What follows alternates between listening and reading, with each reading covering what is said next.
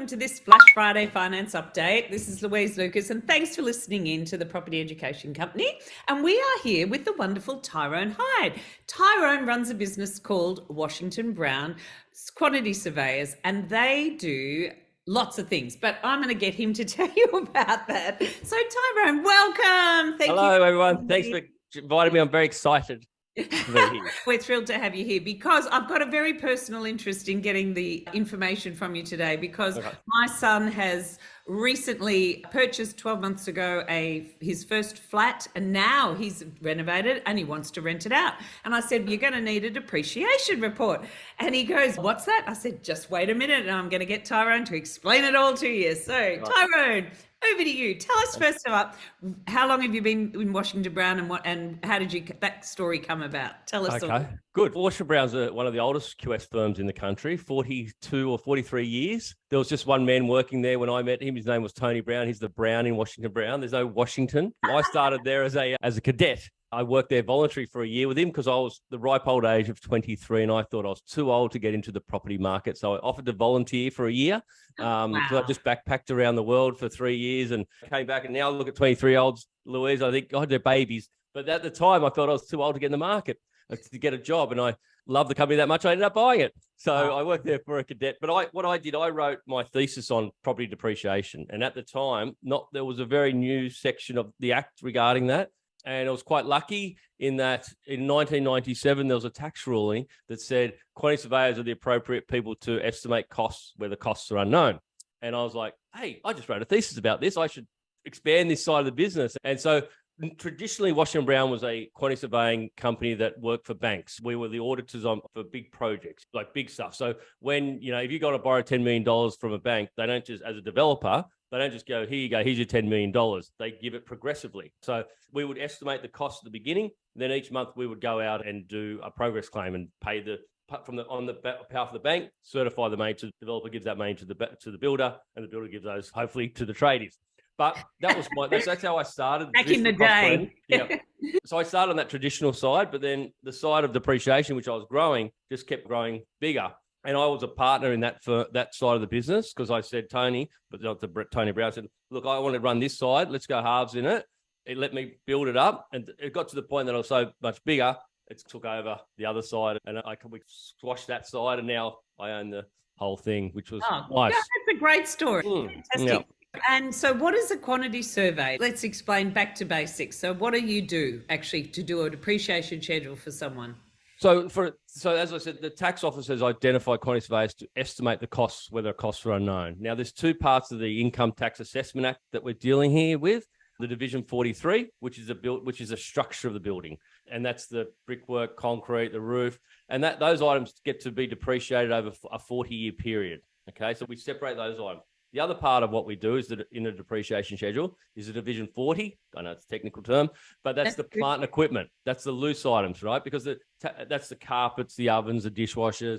The government or tax officers realize that they wear out at different rates, different periods, right? Bricks are going to last longer than carpet, of course, so that you get to claim those at separate rates of depreciation. The more that it wears and tears, the faster you claim it. It's logical. So we have to separate all those items within a building into structural and into stuff that wears and tears quicker. And then you get one report that identifies all those things. And then you get you'll get a little spreadsheet that will say you can claim in the year 2023 this much off your tax. And so generally people hand that to their accountant, their report, and they claim that off their tax. So depreciation is something that saves you money, basically, as a property investor. And here's a good tip for you, Louise.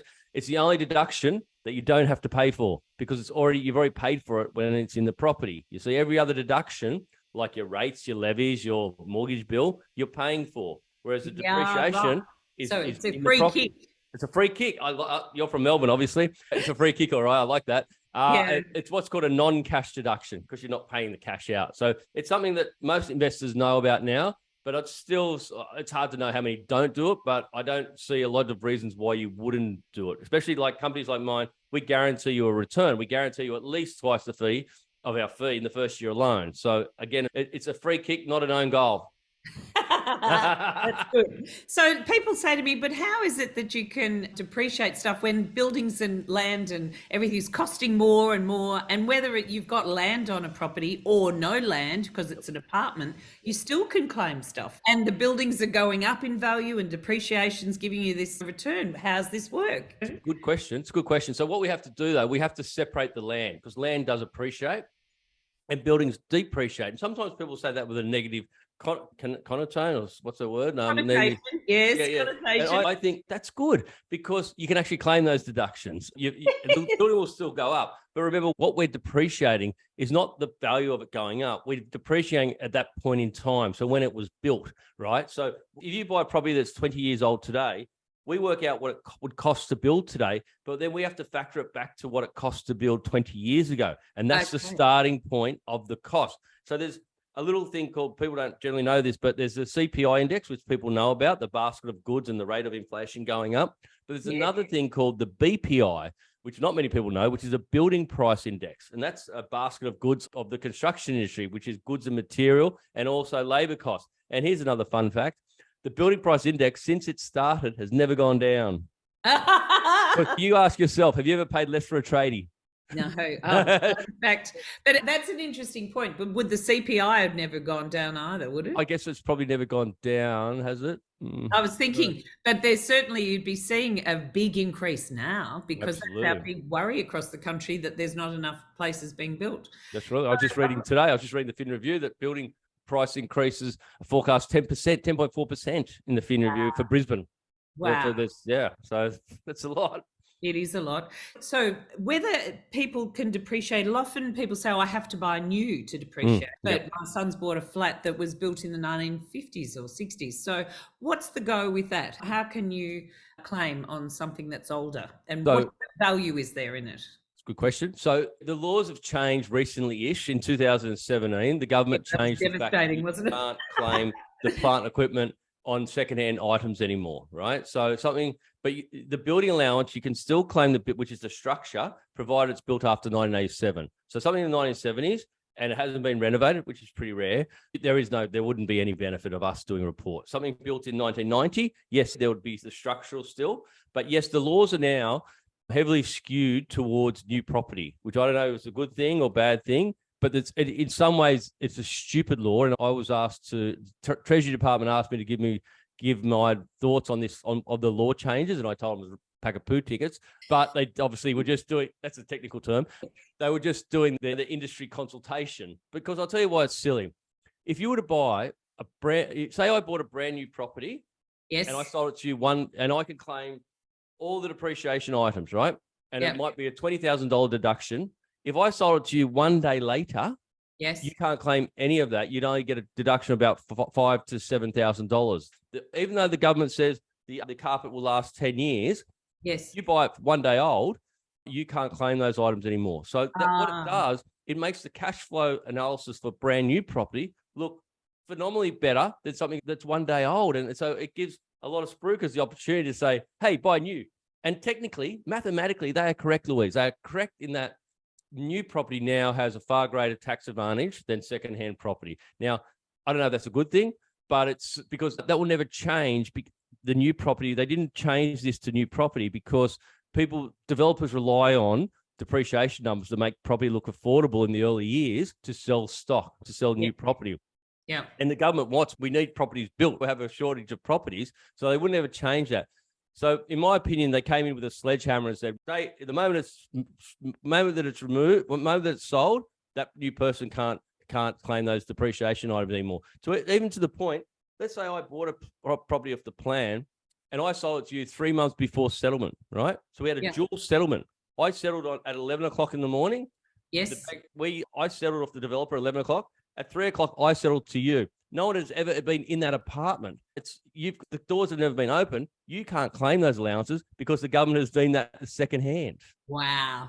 That's a great thing for people to be aware of, though. That's a great tip. Thank you for that. Super. So what about if you've renovated? What advantage is there in doing that?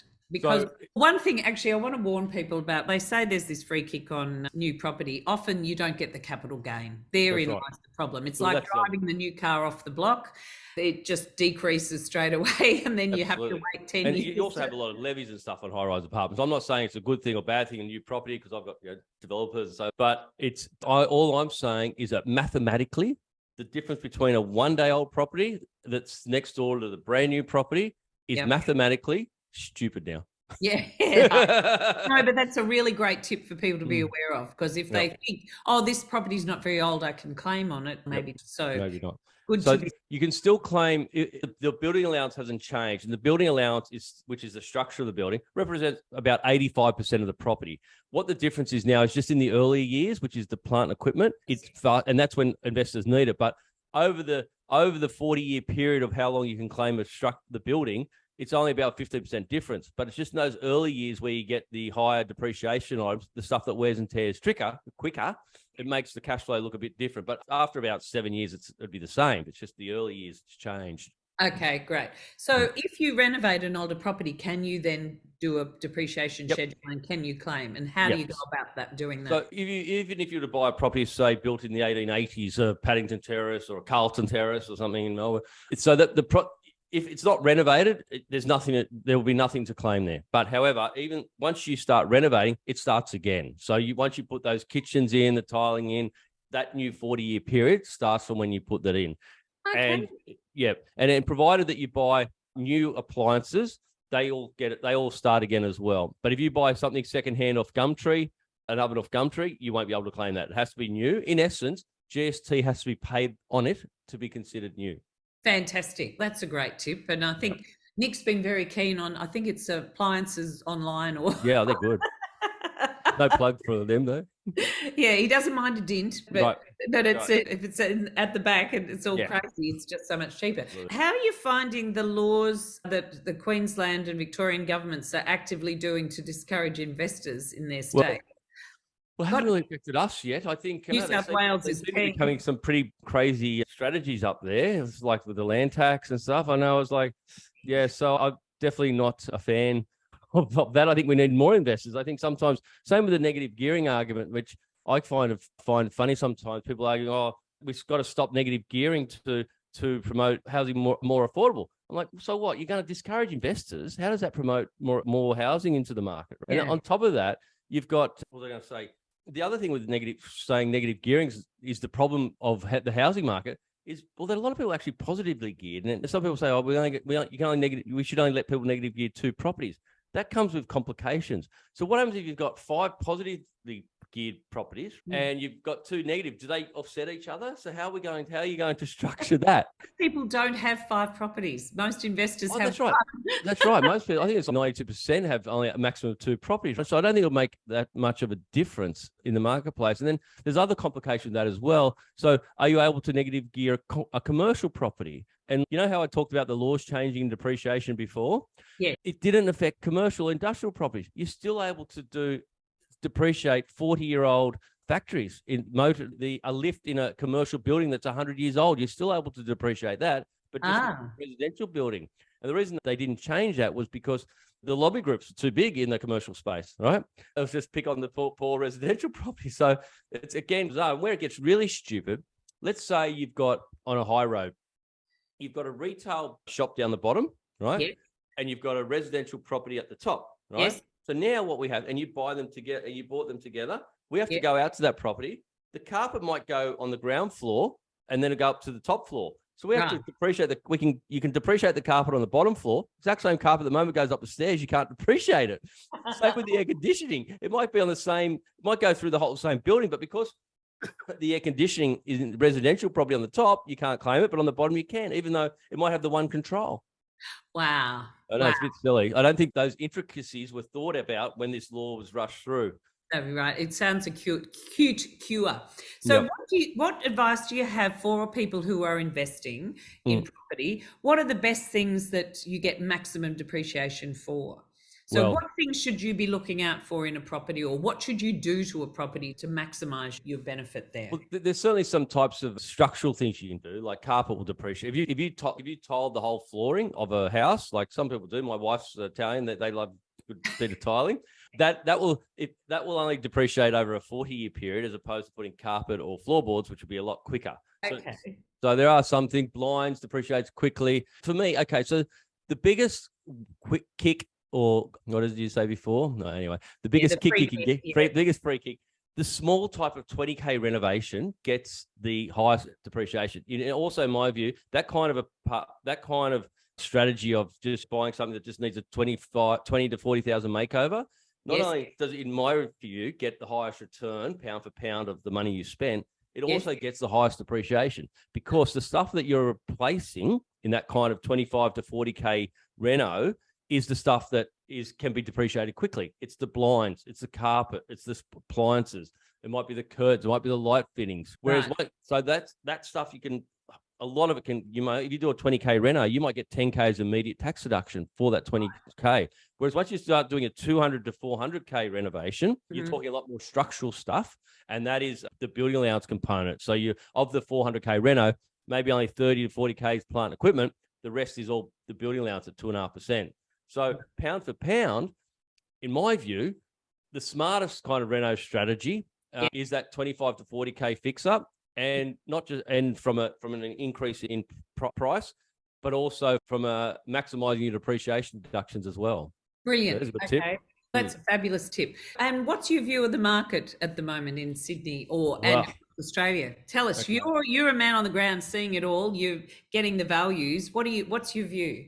I can't see how property at the moment will go down in Sydney. I just think there's not enough stock. I look at where I live, and at the moment I live in a pretty nice area, and I'd love to know the stats on how much borrowings there are around here, because there's 3 properties on the market. When the market looks like it's, people just don't sell. Like, if you don't have to. So I tend to think they say you can't take this saying, buy property, they can't build it, they can't make any more land. Yep. I actually disagree with that strategy. I disagree with that. I know you think they can't make any more land, but you can actually subdivide big blocks, right? Big land, and then create more housing and far out. So I actually think the saying should be buy property where they can't replicate it. Like along the eastern suburbs of the beaches, you can't develop here. It'll take you 2 years to get a duplex approved, right? Yes. So that kind of stock is where they can't build any more land. But further out, where you can subdivide and create mass housing blocks, they can make land. They are making new land, right? So I think that people need to think about that, not just, I'll buy any house. It's property. It's going to go up in value. Yes. It doesn't, because I see a lot of clients when they buy, they buy property and it's 15 years. They just make more housing estates. The moment the new housing estate comes along, their housing is secondhand, and it takes them 10 to 15 years to catch up to the market, right? And it happens all the time. We see it all the time. So just be wary of that. I can buy any land property and it will go up in value. It's the stuff that's hard to replicate that will go up in value. So Sydney's many different markets. So where around the eastern suburbs, I can't see it going down at the moment. I think you're going to have an influx of foreigners coming in. And what I read the other day, every 100,000 people that come into this country, it's another 1% increase in the overall value of properties. You would be similar in view to John Lindemann. He reckons there's a big boom coming because every time that this country has had a big influx of migrants, and we're expecting hundreds of thousands of migrants coming in, then definitely he's got big plans. He says he can see forecasting for Sydney and Brisbane. So it's interesting. So I think the new state minister, Chris Minns, he's announced he wants 30% increasing in development sites provided they're near 400 metres of railways. I think that's a good strategy. I don't know why we haven't done that before. I think close to infrastructure and transport. Transport. And so we've got to go up. We have to go up as a capital city here. It's a no-brainer. And to do it over transport hubs like train stations is an absolute no-brainer, if you ask me. Rather than poking at rather than looking like the governments in Queensland wanted to fix the amount that you can increase your rent by. Yeah, right? I know. So like seriously, going to help the matter. I know. So let's help with housing the strategy of increasing development ratios over train stations is a far more practical solution.